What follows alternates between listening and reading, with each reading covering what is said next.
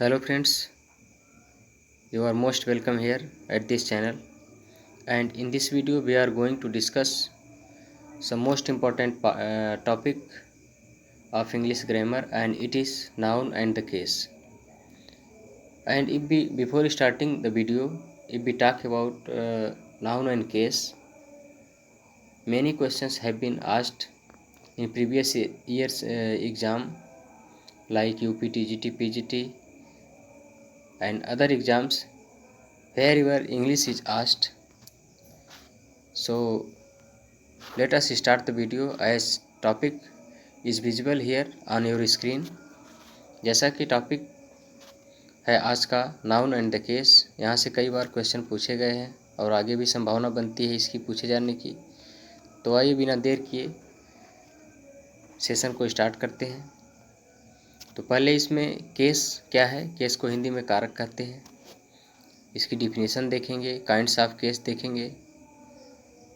उसके बाद फिर यह एक बेसिक वीडियो है, इसके बाद इस टॉपिक से बनने वाले कॉम्पिटिटिव क्वेश्चंस जो बनते हैं उसके विषय में हम लोग बात करेंगे। जैसे इससे रूल से संबंधित कितने रूल हैं इसमें जो महत्वपूर्ण है, इस टॉपिक से संबंधित कई बार एग्जाम में पूछे जाते हैं, उनके विषय में बात करेंगे हम लोग। तो आइए चलते हैं, डिफिनीशन देखते हैं पहले इसकी।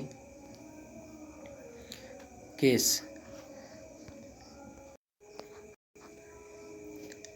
the relation in which a noun stands to some other words or the change of the form by which this relation is indicated is called the case। यदि हम इसकी साधारण सी परिभाषा की बात करें तो case shows the relation of a noun or pronoun to other words of the sentence in the sentence। Case संज्ञा सर्वनाम का वाक्य के अन्य शब्दों के साथ संबंध को दर्शाता है। It is the easiest definition of case, जो कि है केस से हमें संज्ञा सर्वनाम का वाक्य के अन्य शब्दों के साथ संबंध के विषय में जानकारी प्राप्त होती है। तो ये हुई डिफिनीशन केस की। तो जैसे अब काइंड्स ऑफ केस की यदि बात करें हम, तो there are three kinds of case, but vocative case has also been added here in this video as it is very important, but mainly there are three kinds of case as first one is nominative case, जिसे हम हिंदी में कर्ता कारक कहते हैं। Second one is objective case, जिसको हम कर्म कारक कहते हैं हिंदी में। पॉजेसिव केस, संबंध कारक। And last one is that is vocative case and it is called संबोधन इन हिंदी। तो महत्वपूर्ण हैं चारों कारक, लेकिन विशेष रूप से if we talk about case, these are of three kinds, but we will discuss a few points regarding vocative case also. Vocative case के विषय में भी थोड़ी सी जानकारी प्राप्त करेंगे हम इस वीडियो में। तो आइए चलते हैं आगे, पहले नॉमिनेटिव केस को देखते हैं क्या है, फिर उसके बाद चलते हैं इस वीडियो में आगे। तो नॉमिनेटिव केस जो कि इसका पहला प्रकार है, इसमें देखते हैं ए नाउन और pronoun that functions as a subject of a verb. एक नाउन या प्रोनाउन जो किसी वर्ब के सब्जेक्ट के रूप में कार्य करता है, इसको हम हिंदी में कह सकते हैं नॉमिनेटिव केस। वाक्य के वर्ब में कौन या किसने लगाने पर सब्जेक्टिव केस प्राप्त होता है। जैसे भी इसके विषय में हम देखेंगे, जैसे ए नाउन और pronoun that function as a subject of a verb. एक वर्ब के सब्जेक्ट के रूप में कार्य करने वाले नाउन या प्रोनाउन को हम नॉमिनेटिव केस कहते हैं। जैसे एग्जांपल से समझें पहले, तो Bacon wrote, Bacon as you know, Bacon is an essayist, he was greatest essayist of the time. Wrote many essays in English. Bacon ने इंग्लिश में ढेर सारे एसेज लिखे हैं। तो किसने लिखा है? बेकन ने लिखा है। जैसे अगर हम नॉमिनेटिव केस की पहचान करने के लिए एग्जाम में क्वेश्चन बनता है, जैसे कि find out nominative case in the sentence. तो नॉमिनेटिव केस की पहचान करने के लिए सबसे बड़ी बात होती है, पहले सेंटेंस में हम इसमें कर्ता के रूप में जो प्रयुक्त होता है उसमें हम कौन या किसने, यदि इस सेंटेंस में अगर पूछें कि कौन या किसने, तो इससे हमारा आंसर निकलता है बेकन ने। Who wrote many essays in English. English में बहुत से ऐसे किसने लिखा, जैसे हमने किसने से प्रश्न किया, तो इसका सही पता लगाने के लिए कि कौन सा केस है, इसमें हम किसने अगर जोड़ेंगे, किसने से प्रश्न पूछेंगे, तो आंसर निकल कर के आएगा बेकन। तो इससे पता चलता है कि यह नॉमिनेटिव केस है। अब जैसे इसका दूसरा एग्जाम्पल देखते हैं। The red fort is famous building in India. Red fort, अब इसमें कौन भी लगा सकते हैं हम, कौन या किसने, दोनों से आंसर निकलता है इसका। जैसे red fort is, the red fort, Lal Qila, is famous building in India, Bharat की प्रसिद्ध बिल्डिंग है। कौन भारत की प्रसिद्ध बिल्डिंग है? तो यह हो जाएगा हमारा आंसर रेड फोर्ट। तो यह एक तरीका है इस नॉमिनेटिव केस को समझने का, पहचानने का, कि नॉमिनेटिव केस जैसे सेंटेंस दे दिया, इसमें से नॉमिनेटिव और ऑब्जेक्टिव और फिर सब्जेक्टिव केस दे दिया कि इसमें से find out nominative case in the following sentence. तो हमारा आंसर नॉमिनेटिव केस तक पहुंचने के लिए यही होगा कि हम कौन या किसने सेंटेंस, कौन या किसने से इस प्रश्न पूछें कि who wrote many essays in English, किसने लिखा या कौन लिखे मैनी एसेज इन इंग्लिश, तो आंसर मिलता है बेकन। तो इससे पता चलता है कि नॉमिनेटिव केस है। तो चलते हैं आगे इस वीडियो में।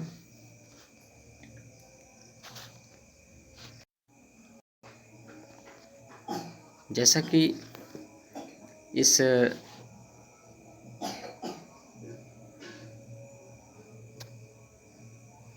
बेकन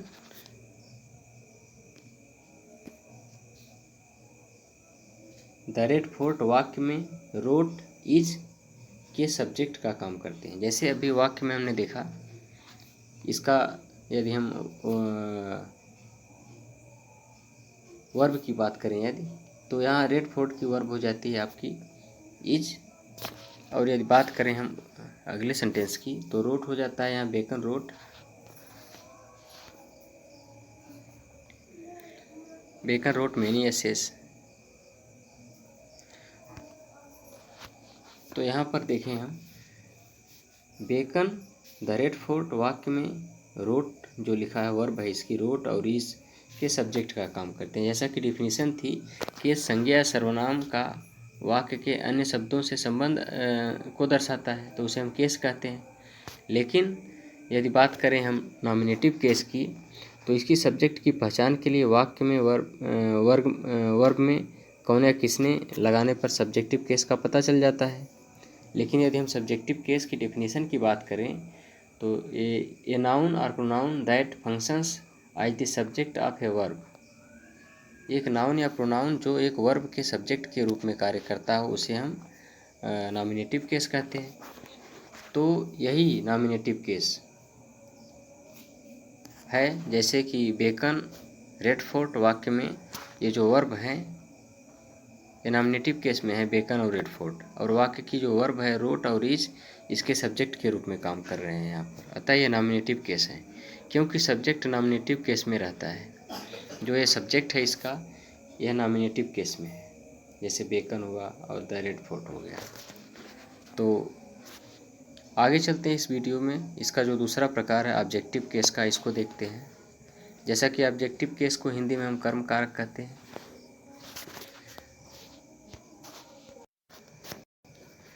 तो इसकी डिफिनीशन देखते हैं पहले।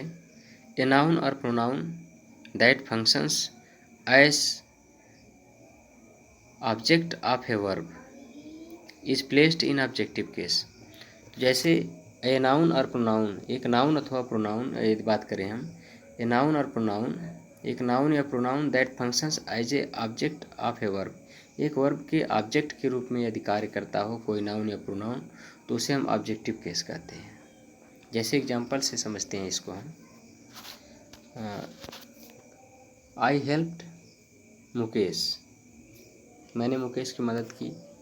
यू टीच करण, तो ये तो डेफिनेशन और एग्जांपल हो गया इसका ऑब्जेक्टिव केस का।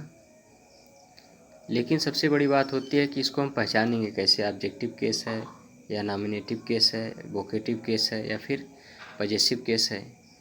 तो इसको पहचानने का एक आसान सा तरीका है जिससे हमें पता चल जाएगा कि ये ऑब्जेक्टिव केस है। तो होम, क्या या किसको, क्या या किसको अगर हम लगा करके प्रश्न पूछते हैं इस सेंटेंस में, तब हमें पता चलता है कि यह ऑब्जेक्टिव केस है। जैसे आई हेल्प्ड मुकेश, मैंने किसकी, यहाँ पर किसकी भी कह सकते हैं, मैंने किसकी हेल्प की। अब देखिए यहाँ पर किसकी आ रहा है, ऐसा नहीं है, मैंने किसको हेल्प की या किसकी हेल्प की, किसकी, तो आंसर मिलता है हमें मुकेश की। ऐसे ही यू टीच करण, तुम करण को पढ़ाते हो, तो किसको आ गया, किसको लगाने से पता चलता है करण। तो इसको पहचानने का एकमात्र तरीका है कि हम इस सेंटेंस में किसको या किसकी लगा करके यदि प्रश्न पूछेंगे, होम या किसे कह सकते हैं जिसे हम, तुम किसे पढ़ाते हो या तुमने किसकी मदद की या मैंने किसकी मदद की, तो इससे हमारा आंसर निकल कर आता है और वह होता है ऑब्जेक्टिव केस। जैसे अभी आगे इसमें देखते हैं हम इस वीडियो में, उपरोक्त वाक्यों में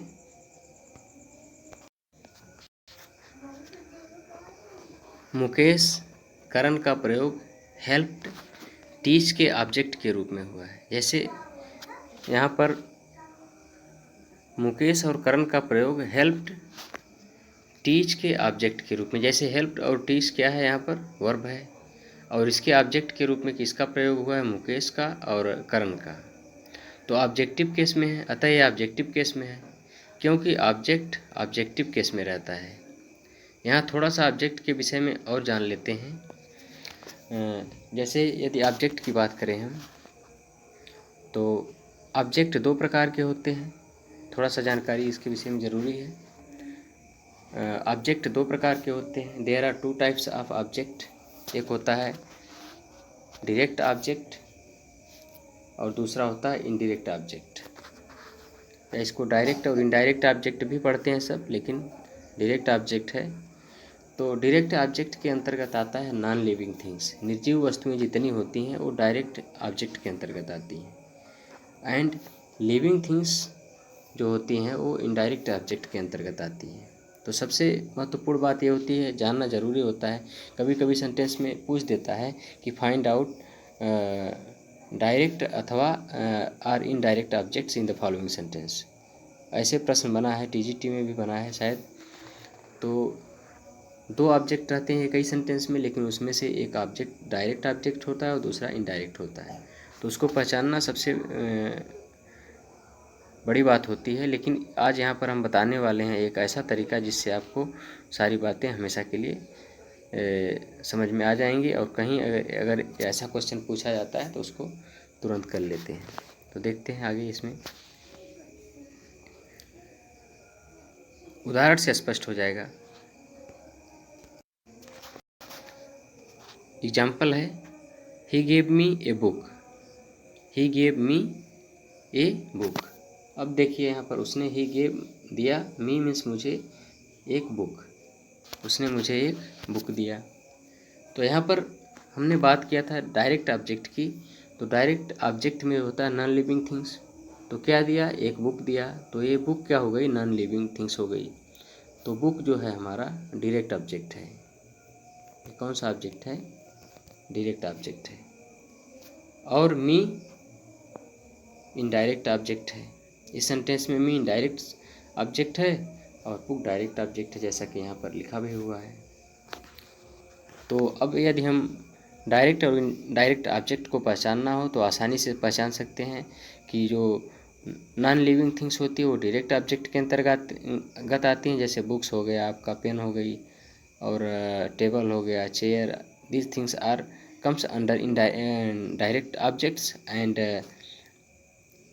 आई, मी, जैसे मी यहाँ पर होगा ना, मी हो जाएगा, और हो जाएगा आपका अस हो जाएगा, यू हो जाएगा। These comes under indirect objects. Living things जो होती हैं वो इनडायरेक्ट ऑब्जेक्ट के अंतर्गत आती हैं। तो ये थोड़ी सी जानकारी थी ऑब्जेक्ट के विषय में, कितने प्रकार के होते हैं और उसको हम कैसे पहचानेंगे। तो चलते हैं इस वीडियो में आगे। अब इसका तीसरा प्रकार हम लोग देखने वाले हैं, पजेसिव केस। अब तक हमने देखा nominative case, objective case, and third one is here it is possessive case. और पजेसिव केस को हम संबंध कारक के नाम से जानते हैं हिंदी में, संस्कृत में भी यही पढ़ते आए हैं सब। तो इसकी पहले डिफिनीशन देखते हैं क्या है। व्हेन ए नाउन दो बार हुआ है लग रहा है, सोज यहाँ two times it has been typed two times, जैसा कि व्हेन ए नाउन, इसको हटा देते हैं यहाँ पे। When a noun shows its relation with possession or possession on another noun is in possessive case. When a noun shows its relation, जब एक नाउन इसका अपना जो है रिलेशन शो करता है विथ possession, अधिकार के साथ, ऑन अनदर नाउन, किसी दूसरे नाउन पर। जब एक नाउन का किसी दूसरे नाउन पर अधिकार होता है तो उसे हम पजेसिव केस कहते हैं। जैसे अब देखिए यहाँ पर एग्जाम्पल से स्पष्ट हो जाएगा। एग्जाम्पल है, this is Mohan's pen, this is Mohan's pen. जैसा कि मोहन प्रॉपर नाउन है और ये पेन आपका हो गया, यह भी नाउन की कैटेगरी में आता है। तो दिस इज मोहन्स पेन, यह मोहन की बुक है, पेन है। तो यहाँ पर मोहन के अधिकार को दर्शाता है, मोहन के पोजीशन को दर्शाता है इस पेन पर। तो दूसरा एग्जांपल देखते हैं, that is my mobile phone, वह मेरा मोबाइल फ़ोन है। जैसे यहाँ पर देखा हमने, यहाँ पर इस सेंटेंस में यदि बात करें, थोड़ा ऊपर चलते हैं।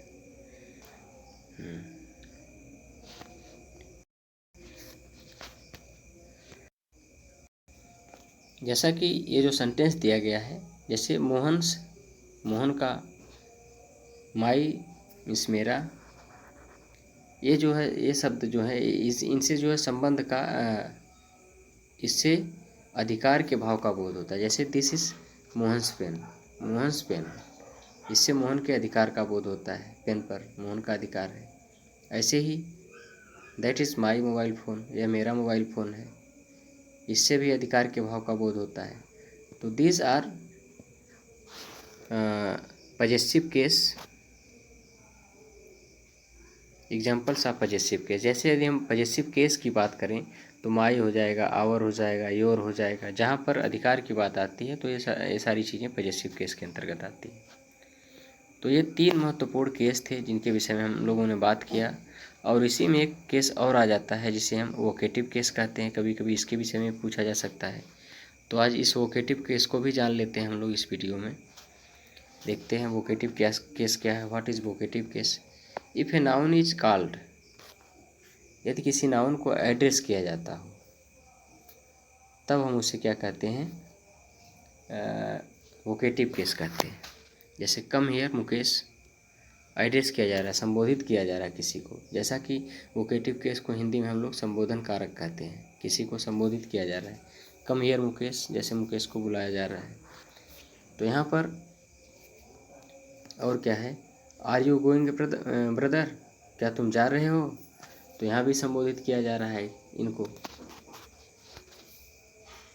यहाँ पर ब्रदर को संबोधित किया गया, यहाँ पर मुकेश को।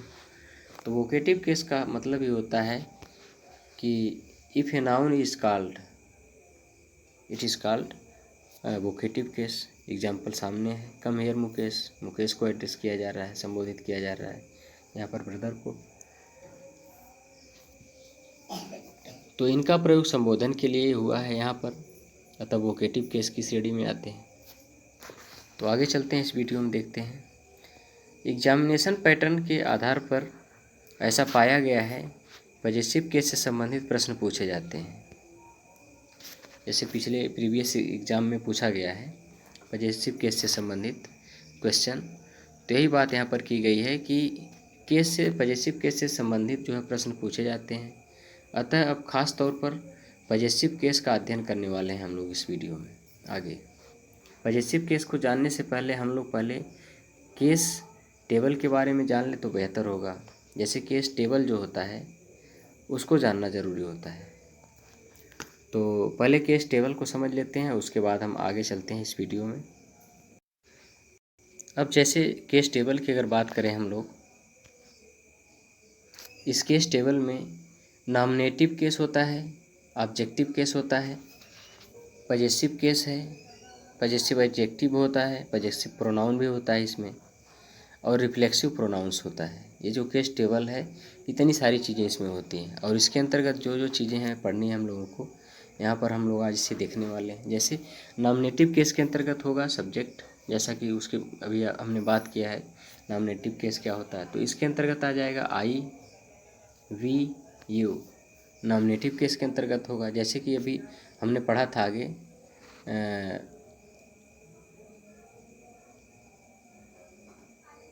क्या पढ़ा था हमने नॉमिनेटिव केस में, जैसे पढ़ा था, एग्जाम्पल देखना पड़ जाएगा। चलिए इसमें आगे पढ़ लेते हैं हम लोग दूसरा example. The red fort is a famous building, जैसा तो रेड फोर्ट था। लेकिन जैसे आई की बात अगर करें हम नॉमिनेटिव केस में, जैसे I wrote many poems in Hindi, यदि मैं ऐसा एग्जाम्पल बोलूँ I wrote many poems in Hindi, तो आई यहाँ पर आपका सब्जेक्ट बन जाता है, सब्जेक्टिव के नॉमिनेट सब्जेक्ट हो जाता है, नॉमिनेटिव केस के अंतर्गत आएगा, कर्ता कारक हो जाएगा आई आपका।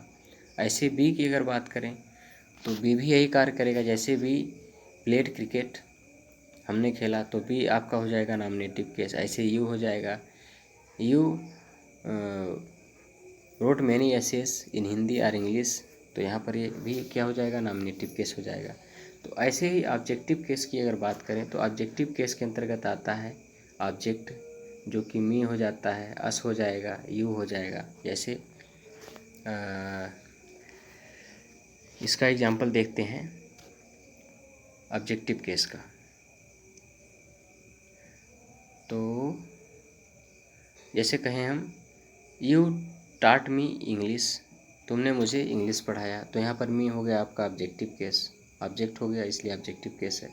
ऐसे ही ये अस हो जाएगा, यू हो जाएगा। यू जो है नॉमिनेटिव और ऑब्जेक्टिव केस दोनों में आता है। और अगर पॉजेसिव केस की बात करें हम, पॉजेसिव एडजेक्टिव ही इसमें होता है, पॉजेसिव प्रोनाउन भी होता है। तो पॉजेसिव एडजेक्टिव के अंतर्गत जैसे हमने अभी यहाँ पर उदाहरण पढ़ा था, जैसे दिस इज़ मोहन्स बुक, तो मोहन्स पॉजेसन को दर्शाता है, इससे पॉजेसन के भाव का बोध होता है, अधिकार का बोध होता है। ऐसे ही माई, आवर, योर्स, योर होता है, माइन हो जाता है। जैसे दिस इज़ माइन बुक कह सकते हैं, this is my mobile phone, जैसे हमने उदाहरण पढ़ा था अभी पिछले इसी जब हम लोग पॉजेसिव केस को पढ़ रहे थे, दिस इज़ योर बुक हो जाएगा।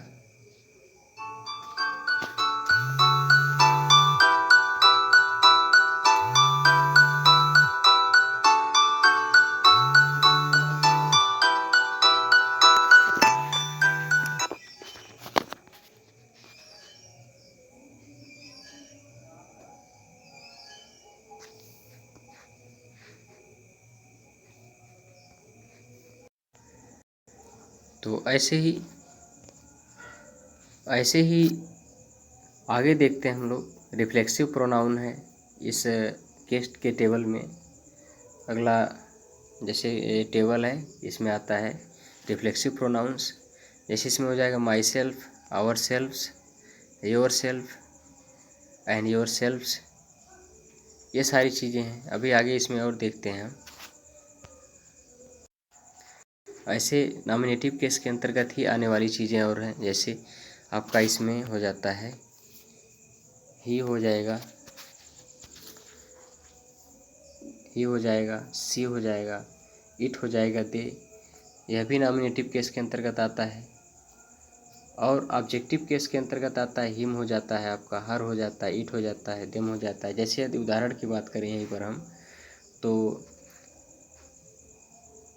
ऑब्जेक्टिव केस की अगर उदाहरण की बात करें तो जैसे यू कॉल्ड हिम यस्टरडे, तो हिम यहाँ पर ऑब्जेक्ट हो जाता है। वैसे यू टीच हर इंग्लिश, तो किसे इंग्लिश पढ़ाते हो, तो हर हो गया यहाँ पर, यह जो है ऑब्जेक्टिव केस के अंतर्गत आ जाएगा। तो ऐसे ये सारी चीज़ें ऑब्जेक्टिव केस के अंतर्गत आती हैं। और पॉजेसिव केस की यदि बात करें इस टेबल में हम, तो हिज हो जाता है, this is his pen, this is her bag, it's your pen. यही सारी चीज़ें हैं ऑब्जेक्टिव केस के, इसमें पॉजेसिव केस के अंतर्गत आती हैं। और भी इसी में ये पॉजेसिव केस के अंतर्गत पॉजेसिव एडजेक्टिव होते हैं, ये चीज़ें होती हैं। और इसी पॉजेसिव केस के अंतर्गत पॉजेसिव प्रोनाउंस होते हैं,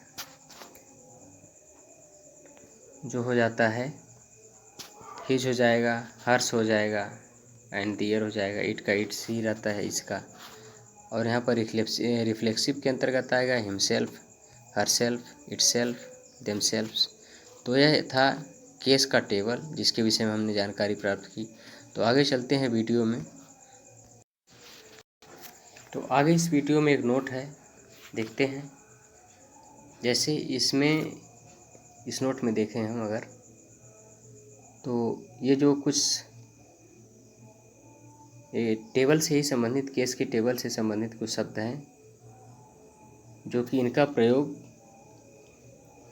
कैसे करना है, ये सही है अथवा गलत है, इसके विषय में हम लोग बात करने वाले हैं आगे। जैसे यहाँ पर दिया है, ऊपर दिए गए वर्ड्स गलत हैं, इनका प्रयोग नहीं किया जाता है। तो ये कौन कौन से वर्ड्स हैं जो कि पॉजेसिव केस, ये टेबल के केस टेबल के अंतर्गत आते हैं, गलत है, इनका यूज़ नहीं करना है। देख लेते हैं पहले इनको। देखिए, माइंड सेल्फ कभी नहीं होता है, माइंड सेल्फ कभी नहीं होता है, माई सेल्फ होता है, तो यहाँ पर ये गलत हो गया। आवर सेल्फ होता है, आवर सेल्फ्स होता है, लेकिन यहाँ पर डबल एस कर दिया गया, इसलिए यह भी यहाँ पर गलत है। ऐसे हिज सेल्फ कहीं नहीं होता है, अब देखिए यहाँ पर हिम सेल्फ होता है, इसलिए यह भी गलत है आपका। हर सेल्फ्स है, ऐसे यह भी गलत है, हर सेल्फ होता है, हर सेल्फ्स नहीं होता है। देम सेल्फ होता है, देखिए देम सेल्फ्स हो जाता है, यह नहीं होता है। ऐसे दियर सेल्फ्स है आपका, यह भी गलत है। आवर सेल्फ है, आवर सेल्फ्स होता है, आवर सेल्फ नहीं होता है। ऐसे हिमसेल्फ्स नहीं होता है, हिमसेल्फ होता है। तो ये सारी चीज़ें काफ़ी महत्वपूर्ण हैं, ये देखा जाए इस पॉजेसिव केस टेबल के हिसाब से, जहाँ से क्वेश्चन पूछे जाते हैं। कभी कभी ऐसे ही सेंटेंस में दे देगा और वहाँ पर पहचानने में भूल हो जाती है, तो सही कर देते हैं सभी लोग। ऐसे ही हर सेल्फ है, इट सेल्फ्स है, यह भी इनकरेक्ट है, सही नहीं होता है, इनका यूज़ नहीं करना, गलत है। डियर सेल्फ्स हो गया आपका, यह भी गलत है, तो इनका प्रयोग नहीं किया जाता है। ऊपर जो ये वर्ड्स दिए गए हैं ये गलत हैं और इनका प्रयोग नहीं किया जाता है। तो चलते हैं आगे इस वीडियो में। नोट है अगला, इसमें दिया है पॉजेसिव एडजेक्टिव्स। अब पॉजेसिव एडजेक्टिव्स क्या होते हैं, हमने अभी यहाँ पर देखा था, ये भी पॉजेसिव केस के अंतर्गत आते हैं। जैसे पॉजेसिव केस के अंतर्गत पॉजेसिव एडजेक्टिव और पॉजेसिव प्रोनाउन दोनों आते हैं। तो यहाँ पर हम लोग पहले बात करने वाले हैं पॉजेसिव केस के, पॉजेसिव एडजेक्टिव के विषय में। कौन कौन से हैं बात कर लेते हैं पहले। तो यहाँ पर हो जाता है पॉजेसिव एडजेक्टिव हो जाता है, जैसे my, our, your, his, her, its, their का प्रयोग नाउन के पहले होता है। इनका प्रयोग नाउन के बिना नहीं किया जाता है। जैसे उदाहरण से यदि हम देखें इसको,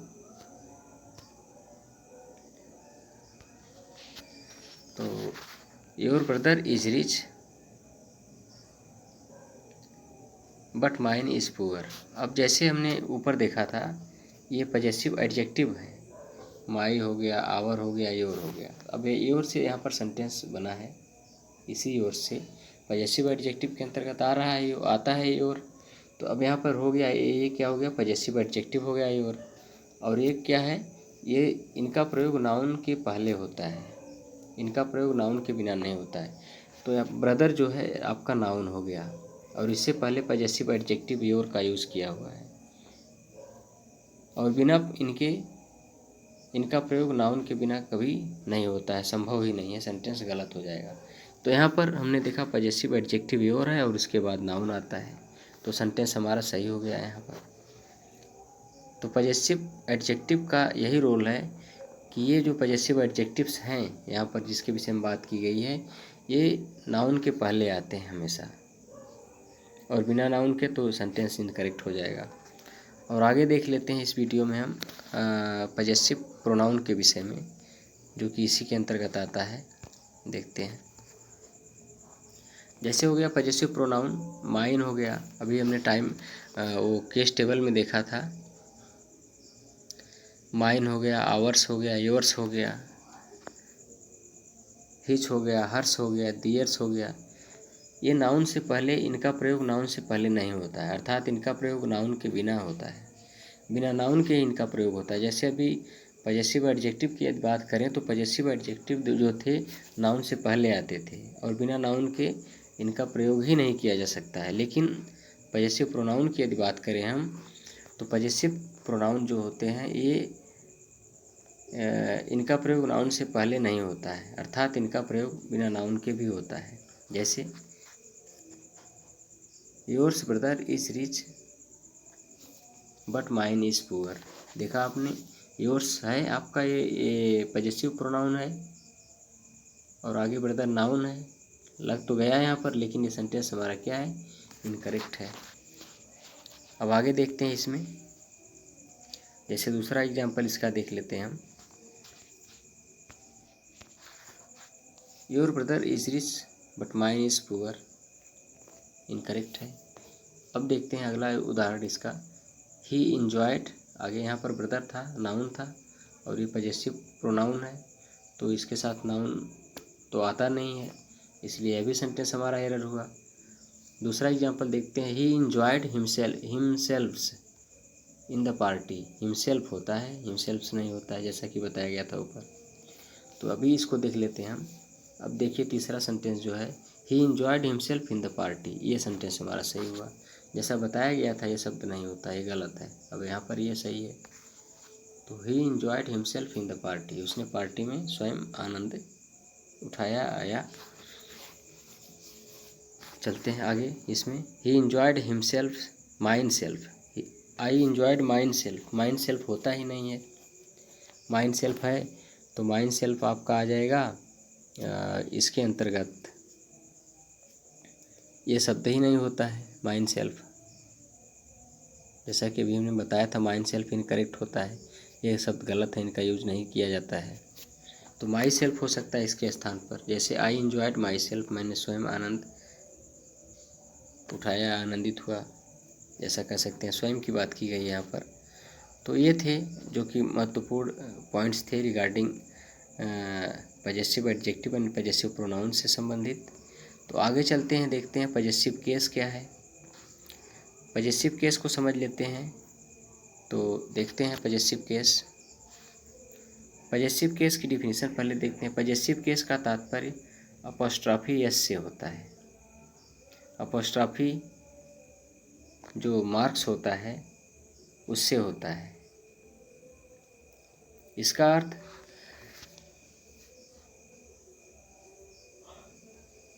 यदि इसके अर्थ की बात करें हम तो होता है का, के, की। जैसे राम्स बुक, राम की बुक हो गई। देखिए यहाँ पर पजेसिव केस है जो अपॉस्ट्रॉफी एस है लगा हुआ है, राम के बाद अपॉस्ट्रॉफी एस लगा है। तो यह हो गया राम्स बुक, राम की पुस्तक। द बुक ऑफ राम ऐसे भी कह सकते हैं इसको हम। बॉयज़ हॉस्टल, लड़कों का हॉस्टल। अब इसको जैसे यहाँ पर ये तो सही दिया हुआ है बॉयज़ हॉस्टल, लेकिन अगर यहीं पर कॉमन एरर देने की बात अगर किया जाता, हम लोग करते, तो यहाँ तो सेंटेंस सही है, यहाँ नो एरर है इस सेंटेंस में, सेंटेंस सही है। लेकिन अभी यहाँ पर हम अगर इस तरह से कर दें, जैसे ऐसे यहाँ पर अपॉस्ट्रोफी लगा दें बॉयज़ हॉस्टल, तो भी गलत हो जाएगा, या ऐसे भी कर दें तब भी गलत हो जाएगा। तो एग्ज़ाम में ऐसे ही क्वेश्चन पूछा जाता है। जब भी जैसे यहाँ पर आपको कर देगा BOYS ऐसे कर देगा, तो यह पूरी तरह से गलत हो जाएगा और ऐसा लगेगा कि सही है, बॉयज़ हॉस्टल है। जैसे राम्स है, राम से बुक हो गई, वैसे यह भी सही हो जाता। लेकिन अगर इस तरह से दिया है तो सेंटेंस समझ लीजिए पूरी तरह से गलत है। इसी भाग में कॉमन एरर है। तो इस पजेसिव के कभी कभी इसका जो सिंबल है पजेसिव केस का, आप देख लीजिए यही है।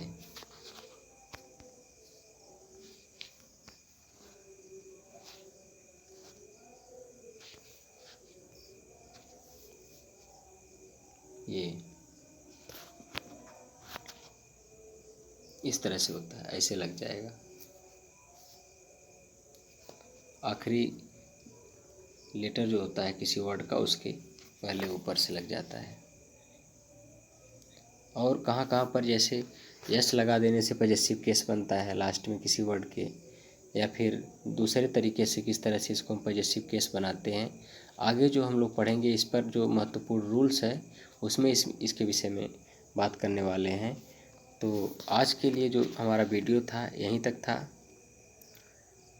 और सबसे पहली बात आती है, यदि वीडियो आप लोगों को अच्छा लगा हो तो इसे लाइक शेयर और सब्सक्राइब करना ना भूलें। और बहुत जल्द ही एक नई वीडियो में मिलते हैं।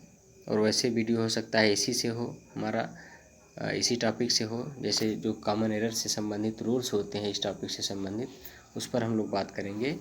तो तब तक के लिए जय हिंद।